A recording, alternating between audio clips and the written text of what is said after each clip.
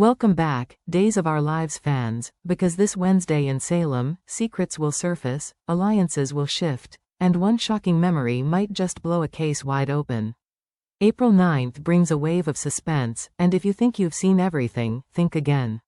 Let's break it down, twist by twist, and see what could change the game completely. We begin with Gabby Hernandez, and she's more unsettled than ever. The shooting of E.J. DiMera has left Salem shaken, but behind the headlines, one person carries a heavier burden than most: Gabby. From the very beginning, Gabby has insisted she wasn't the one who pulled the trigger. And technically, she's right. But this week, Days of Our Lives peels back the layers, and gives us a long-awaited glimpse into Gabby's version of the night it all went down. As Gabby slips into a flashback, the tone shifts. The lights dim. Time rewinds. Suddenly, we're back at the DiMera mansion, the night of the shooting. It's chaotic. Voices echo. Footsteps scatter. A gunshot rips through the silence. And Gabby? She's there. Not standing over the body. Not holding the weapon. But dangerously close. Close enough to witness something she hasn't told anyone about. She hesitates. She hides. She watches. And whatever she saw that night, it matters. Back in the present, Gabby's face tells the story. There's guilt. There's fear. And there's something else, a secret, buried deep, clawing to come out. Could it be that she saw the real shooter? Or did she catch a glimpse of someone fleeing the scene? Or, worse, was she involved in something before the gun went off that helped set this whole chain of events in motion? She's been holding onto this memory for too long. Maybe to protect someone. Maybe to protect herself. And now, with the pressure rising and suspicions closing in, Gabby's silence could be her downfall. Because in Salem, secrets don't stay buried. And when the truth finally surfaces, Gabby might not just be a witness, she might become a suspect. So here's the question: is Gabby about to save the investigation, or sink with it? This flashback isn't just a filler scene, it's a ticking time bomb. One that could blow the whole case wide open, or explode in her face. While Gabby wrestles with her conscience, another storm brews just down the hall, one that centers on Kristen DiMera, a woman as dangerous as she is unpredictable. This time, she's not the one pulling strings. She's the one in the chair. And across from her? Melinda Trask, relentless, calculated, and ready to strike.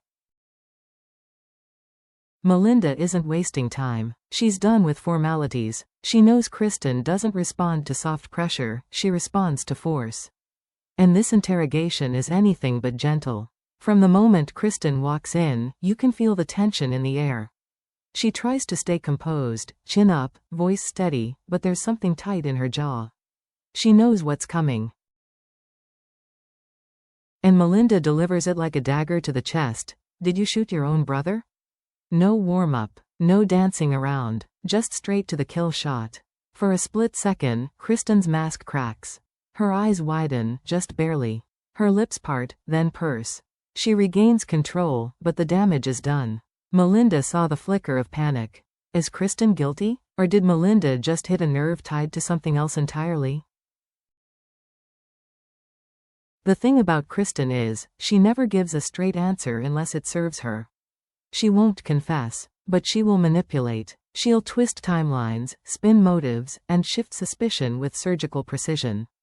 And Melinda knows that. She's not just digging for facts. She's watching Kristen's every reaction, reading every micro-expression like a roadmap to the truth. Could Kristen be the shooter? Absolutely. Would she do it? Without hesitation, if she had something to gain. But that's what makes this interrogation so dangerous. Even if Kristen's innocent, she's capable of making someone else look guilty just to walk away clean. This isn't about finding the truth, it's about who survives the narrative war. So don't blink. Because in this room, it's not just Kristen on trial, it's Melinda too. One wrong move, one overlooked detail, and this investigation could implode.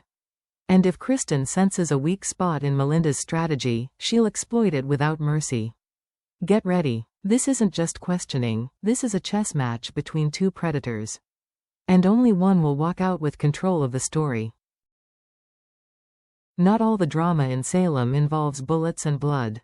Some battles are fought in tailored suits, behind closed doors, with pens, contracts, and hidden agendas.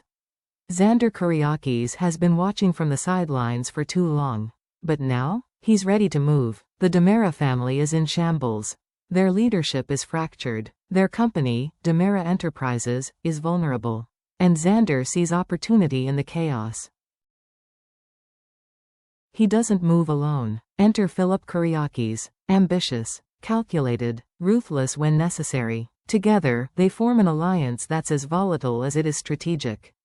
They don't trust each other, not really, but for now, their goals align. Xander wants a seat at the table. Philip wants to burn the whole table down and rebuild it on his own terms. And DiMera's internal instability offers them the perfect opening to strike. Their plan? Classic power play. They begin leaking disinformation, undermining deals, whispers in the right ears, subtle pressure in boardroom meetings. One move at a time, they start turning the tide. Slowly, but surely, DiMera Enterprises begins to wobble. It's all going according to plan, until one name reappears in the game: Vivian Alamain. Fresh out of prison, dangerous as ever, and more determined than anyone to reclaim what she believes is hers. Vivian isn't walking into this for diplomacy. She doesn't care about strategy or subtlety. She wants power. And she wants revenge. Specifically, she wants to remind Philip of one brutal truth: he might have her name, but he doesn't have her legacy. The moment she steps back into the picture, everything shifts. Philip, once cool and calculating, starts to unravel. Vivian knows exactly which pressure points to hit: emotional, financial, familial. Meanwhile, Xander watches the cracks form, and starts to wonder, is this alliance still worth it? Or is it time to switch sides, again? With backdoor deals, shifting loyalties, and a legacy war about to explode, this isn't just corporate tension. This is personal. Because in this world, bloodlines don't protect you, they paint a target on your back. And with Vivian rising, Philip spiraling, and Xander playing both ends against the middle, the question isn't who wins. It's who survives. At the heart of Salem General Hospital, EJ lies silent, his body motionless, hooked to monitors, his fate uncertain. The room is still, but the emotional tension is anything but. Belle stands quietly at his bedside, watching the man who's managed to shake her emotionally more than she ever expected. In that moment, she's not the polished lawyer, not the guarded sister, she's simply a woman in love, overwhelmed by everything she never said. And so, she speaks. Her voice is soft, almost trembling. She talks to EJ as if he can hear every word. She tells him what she's been afraid to admit, even to herself: she's in love with him. It's raw, real, vulnerable. But Belle isn't alone. Just outside the door, unseen, unheard, Sammy Brady stands frozen, every word of Belle's confession slicing through her like a blade. Sammy hadn't planned to eavesdrop. She came to check on EJ, maybe out of guilt, maybe out of something she still can't name. But what she hears, it changes everything. Belle, her sister, pouring out her heart to EJ, the man Sammy has loved, lost, and still carries a complicated torch for. The betrayal is instant, and it burns. For Sammy, this isn't about Belle falling for someone new. It's about Belle invading her past, touching her territory, and crossing the line one time too many. And the fragile truce between them? Shattered. Moments later, Belle steps into the hallway, and that's when it hits. Sammy is waiting, eyes blazing, jaw clenched. She doesn't yell, at first. The calm before the storm is often the most dangerous. Then it begins. Accusations. Insults. Years of resentment finally boiling to the surface. You always want what's mine. Maybe if you treated him right, he wouldn't have needed me. The words are sharp, almost cruel. Both women are hurt, both are angry, and neither is willing to back down. But this isn't just a fight about EJ. It's a fight about decades of rivalry. About family wounds that never fully healed. About who gets to be the good sister, the strong one, the victim, the villain. And all of it is exploding, right outside the hospital room of the man caught in the center of it all. EJ's unconscious, but the emotional war surrounding him is more intense than ever. And here's the real question. Is this fight the final blow to Sammy and Belle's already battered sisterhood? Because this time, the damage may not be repairable. This time, it might be forever. April 9th in Days of Our Lives isn't just another day, it's a turning point. Gabby's memory flashback might reveal a hidden clue that changes the investigation. Kristen's interrogation could expose her darkest move, or someone else's.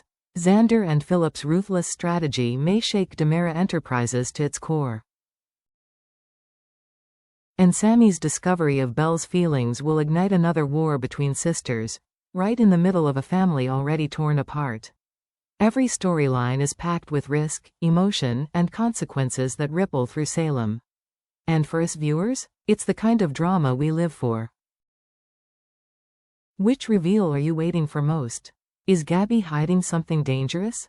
Will Kristen crack? Can Xander and Philip outplay Vivian? And will Sammy ever forgive Belle? Let us know in the comments, and don't forget to like, subscribe, and hit that bell so you never miss a moment of the madness. Until next time, in Salem, every secret has its price.